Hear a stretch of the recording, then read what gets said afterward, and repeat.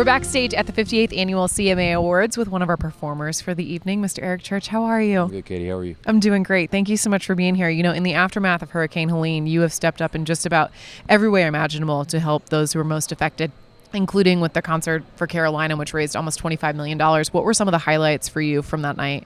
That was just a special night to see all the people, especially being in Charlotte and being in my home state. I live half my year in Western North Carolina, and those mountains mean so much to me creatively, but also as a person.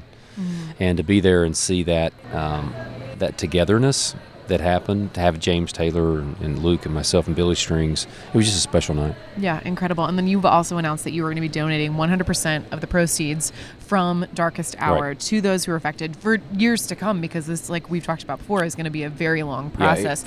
Forever. I mean, we gave the song to the state, and beyond that, I realized pretty quick with the funds that we had raised that the biggest problem that we have in this country, we do a pretty good job at the immediate 911 need of food and water and diapers, but we don't do as well with keeping people in the community from a housing perspective. So we committed to putting 100 homes in Avery County, which is one of the counties hardest hit, and that's been the big focal point. And that Darkest Hour has helped raise the awareness and keep the attention, because we tend to move on as a society, and those people are going to need help for a long time. So it's more of an anthem, and part of the reason I'm doing it on the CMAs is to keep the focal point on those people still need help, and I need their help.